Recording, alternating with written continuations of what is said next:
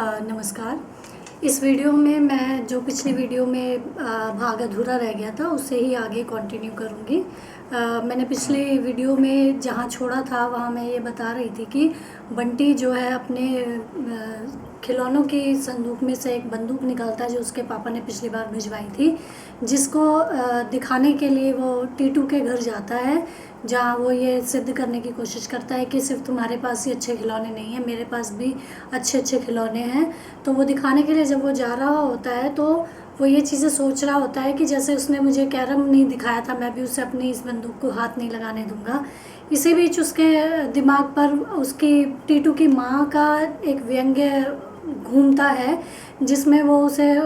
हर बार ये कहती है कि छुट्टी वाले दिन तो तुम्हारा सूरज भी इसी घर में उगता है। तो ये बात सुन जो है उसके दिमाग में कहीं ना कहीं घर कर जाती है। तो वो जब उसके घर की तरफ बढ़ रहा होता है तब वो इस बात को सोच रहा होता है कि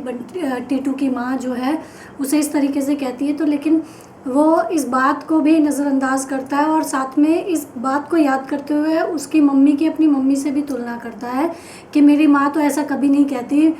टीटू भी तो मेरे घर में शाम शाम तक खेलता है, तो मेरी माँ कभी इस तरीके से नहीं बोलती, लेकिन उसकी माँ ने मुझे इस तरीके से बोला था। लेकिन कोई बात नहीं, मुझे आज अपनी बंदूक दिखानी है तो मैं जल्दी दिखा कर लौट आऊँगा, और वैसे भी अब तो सूरज उगे हुए भी बहुत देर हो गई है। तो बच्चे जिस तरीके से छोटी छोटी बातों को अपने दिमाग में बिठा लेते हैं, जिस तरीके से उनके मन में वो बातें घर कर जाती हैं, इन सब वाक़यों से ये चीज़ें जो हैं स्पष्ट होती है कि बच्चे का जो मस्तिष्क का निर्माण होता है वो आसपास की बातों से बहुत ज़्यादा परिचालित होता है।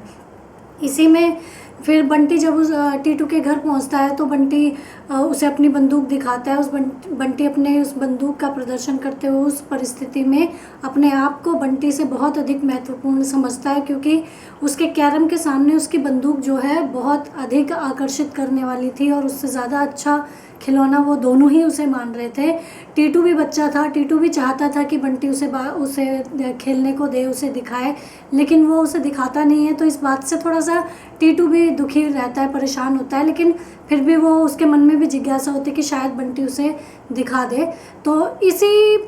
प्रकरण में उन दोनों की आपस में बातचीत होती है। तो टीटू ये कहता है कि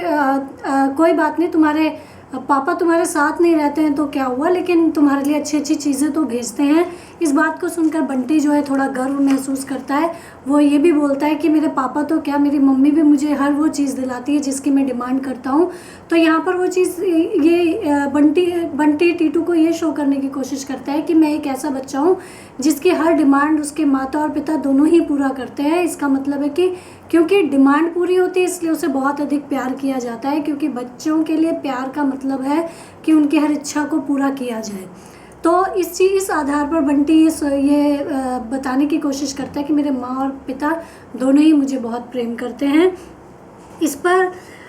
इन सब में ही यही वो एक टर्निंग पॉइंट होता है, या यही वो एक इम्पॉर्टेंट बिंदु होता है जहाँ पर टीटू का एक प्रश्न जो है वो बंटी को उसके माता पिता के संबंधों के प्रति जिज्ञासा खड़ी करने में सहायक सिद्ध होता है। बंटी उससे ये पूछ बैठता है कि क्या तेरा मन नहीं होता कि पापा तेरे साथ रहें। उसके बाद वो दूसरा वाक्य बोलता है कि अब शायद रह भी नहीं सकते। इस पर बंटी जो है थोड़ी प्रश्नवाचक मुद्रा में उसकी तरफ देखता है, लेकिन उतने में ही वो अगला वाक्य बोल बैठता है कि अब उन दोनों का तलाक जो हो गया है। अब ये जो तलाक शब्द था, ये शब्द मात्र तलाक शब्द नहीं था, ये उसके लिए, बंटी के लिए एक बहुत बड़ा शब्द था जिसे उसने अपने जीवन में पहली बार सुना था। एक तो इस शब्द का उसे अर्थ नहीं पता था, दूसरा ये शब्द कहीं ना कहीं उसके मम्मी पापा के अलग रहने से जुड़ा हुआ था, तो इसके प्रति वो और ज़्यादा जिज्ञासु हो जाता है। तो ये जो शब्द उसके लिए बहुत महत्वपूर्ण इस परिस्थिति में बन जाता है, जबकि उसके माता पिता दोनों अलग नहीं रहते। तो वो, क्योंकि टीटू ने उसे ये शब्द पहली बार उसके मुँह से, टीटू के मुँह से उसने सुना था, तो वो बोलता है कि तलाक का क्या मतलब होता है, मैंने तो ये शब्द कभी सुना भी नहीं है। उसके बाद टीटू उसे इसके बारे में बताते हुए ये कहता है कि जब मम्मी पापा की लड़ाई हो जाती है तो उसे तलाक कहते हैं। तो ये जो तलाक की परिभाषा है, ये बालक की दृष्टि से तलाक क्या होता है इस ओर इशारा करती है कि तलाक का मतलब है माता पिता की लड़ाई हो जाना, और उस लड़ाई में दोनों का एक दूसरे के साथ ना रहना, दोनों का एक दूसरे से बात ना करना। तो ये जो तलाक की बात टीटू बंटी के सामने करता है, ये उसके लिए एक बहुत एक ऐसा बिंदु होता है उसके जीवन का जहाँ से उसे अपने माता पिता के संबंधों को और अधिक जानने की जिज्ञासा बढ़ती है, और अधिक वो उसमें डूबकर इस बात को जान लेना चाहता है कि ये तलाक क्या है, तलाक क्यों हुआ है। तो इसी के साथ साथ वो इस बात से भी परेशान रहता है, इसमें वो अपने आप को आहत भी महसूस करता है और अपमानित भी महसूस करता है कि मेरे मम्मी पापा के तलाक की बात टीटू को पता है, उसकी माँ को पता है, उसके पिता को पता है, लेकिन जिसे सबसे पहले पता होना चाहिए था यानी कि मैं, यानी कि बंटी, उसे ही इस बारे में नहीं पता है। तो इस बात से वो बेहद जो है परेशान होता है, और क्योंकि टीटू ने उसे बताया था कि तलाक का मतलब माता पिता की लड़ाई होता है,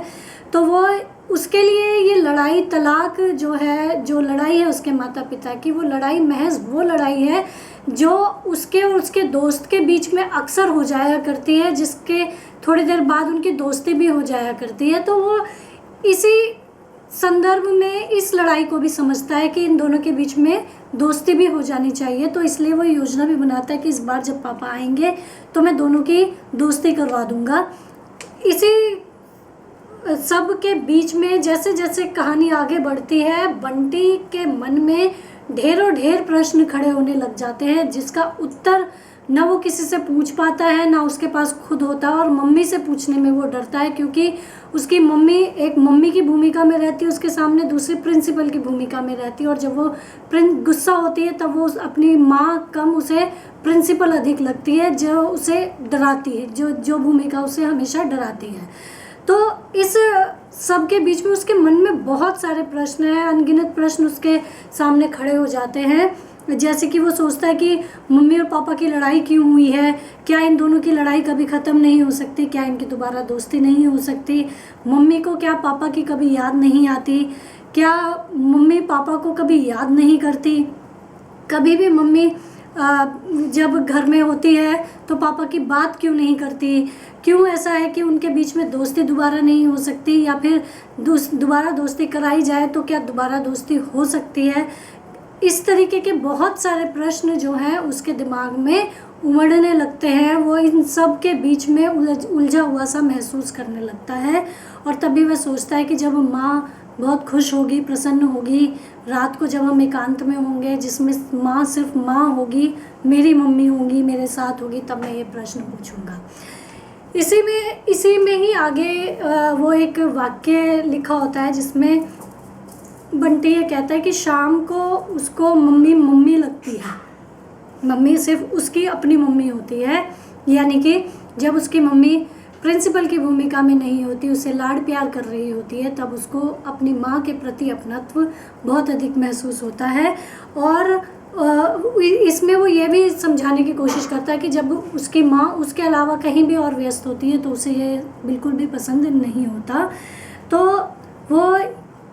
इस चीज़ में वो इस बात से भी पूरी तरह अवगत है कि कभी कभी नितांत एकांत क्षणों में भी उसकी माँ बहुत उदास और परेशान होती है, और उस उदासी और परेशानी को वो बिल्कुल भी समझ नहीं पाता है कि माँ ऐसा क्यों करती है, क्यों अचानक से हंसती खेलती उदास हो जाती है। क्योंकि वह बालक है तो इन सब इस शकुन की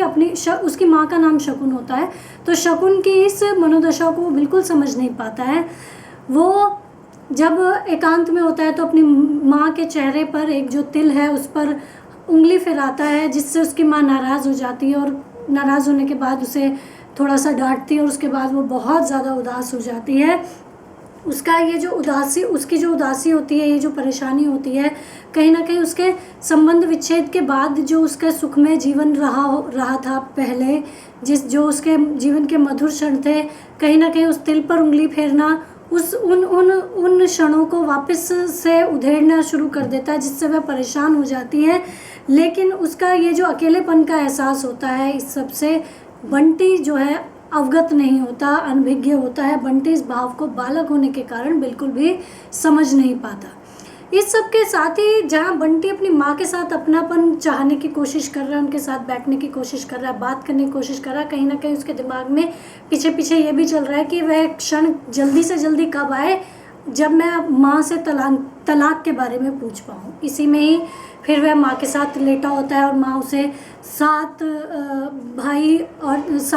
और चंपा की कहानी सुना रही होती है, जिसमें कि एक सौतेली माँ 7 भाई अपने 7 बेटों को, मतलब कि सौतेली माँ अपने सौतेले 7 बेटों को मार डालती है और मारकर उन्हें आंगन में दबा देती है, जहाँ पर 7 अलग अलग चंपा के पौधे उगाते हैं। तो ये कहानी सुनाते हुए बंटी जो है प्रश्न पूछ बैठता है कि क्या सौतेली माँ इतनी बुरी होती है। तो फिर उसके और भी कई क्वेश्चंस होते हैं कि जब सौतेली माँ ऐसा करती है तो पापा को क्यों नहीं पता चलता। तो सौतेली माँ के प्रति जो एक नकारात्मक दृष्टिकोण है, ये दृष्टिकोण इस कहानी से यहाँ पर दर्शाया गया है कि यहाँ से शुरू होता है कि सौतेली माँ के प्रति बंटी के मन में बहुत अच्छे भाव नहीं होते। और ये जो पूरा का पूरा प्रकरण होता है इस प्रसंग में शकुन ये भी बताने की कोशिश करती है उसे कि मतलब जब बंटी उससे प्रश्न पूछता है कि भाई अगर सौतेली माँ उन्हें मार रही थी तो पिताजी ने क्यों नहीं रोका, क्यों नहीं पिता इस बात को जान पाए। तो वो ये कहते कि उसका पिता कोई साधारण व्यक्ति नहीं होता, एक राजा होता है और उसके पास बहुत सारे काम होते हैं, उसके बच्चों का ख्याल रखना उसके लिए इतना इम्पोर्टेंट नहीं होता। साथ साथ वो ये सेंटेंस भी बोल देती है कि पिता को बच्चों का उतना ख्याल नहीं होता जितना माँ को होता है। तो एक सौतेली माँ के प्रति जो दृष्टिकोण इसका बंटी का बनता है वो उसकी माँ के कारण बनता है। और आगे ये जो क्या कहते हैं शकुन के ये जो विचार होते हैं बंटी के इन विचारों को एक दिशा प्रदान करते हैं, जो दिशा जब उसका पिता दूसरी शादी कर लेता है और उसकी सौतेली माँ होती है उसके साथ जब ये विचार जुड़ते हैं तो ये उपन्यास का एक और आयाम प्रस्तुत करते हैं, जो जब ये उपन्यास आगे बढ़ेगा तो मैं इसके बारे में आपको बताऊंगी। इसके बाद धीरे धीरे जब ये कहानी में ये लोग डूबने लग जाते हैं, उसके बाद जब बंटी बहुत कंफर्टेबल फील करता है माँ के साथ, तब बंटी अपनी माँ से डरते डरते ये प्रश्न पूछ लेता है कि माँ तलाक के बारे में, जो कि उसे टीटू ने बताया होता है। तो शकुन इस विषय पर उसे कुछ नहीं बता पाती, बल्कि अपनी एक कठोर मुख मुद्रा बनाकर बंटी को कुछ और भी पूछने नहीं देती। तो शकुन का बार बार उसको इस तरीके से निरुत्तर छोड़ देना उसके भीतर बहुत सारे प्रश्नों को जन्म दे देता है और बहुत सारी जिज्ञासाओं को जन्म दे देता है कि माँ मुझे इस चीज़ को बताती क्यों नहीं है। और जब वो इस कठोर मुद्रा में आता है तो बंटी उसकी इस मुद्रा से बहुत डरता भी होता है। इसी कारण जो उसका प्रश्न, ये जो तलाक वाला प्रश्न होता है, वो एक बहुत बड़ी जिज्ञासा में बदल जाता है, जिसका वो उत्तर ढूंढने के लिए बहुत हाथ पैर मारता है, जो कि हम आगे जैसे जैसे उपन्यास बढ़ता जाएगा और ये जो मतलब जैसे जैसे उपन्यास आगे बढ़ेगा इन सारे प्रश्नों के उत्तर और फिर नए प्रश्न, इन सब में ही उलझकर बंटी का जीवन जो आगे बढ़ता है वो हम इस उपन्यास में आगे देखते चले जाएंगे। ये जो उसकी माँ का जो ये रवैया होता है, व्यवहार होता है कि वो जो भी प्रश्न पूछता है उसका उत्तर नहीं देती, उसकी बातों को या तो सही शब्द नहीं दे पाती हैं या उसकी जिज्ञासा को शांत नहीं कर पाती हैं। ये जो उत्तर नहीं होता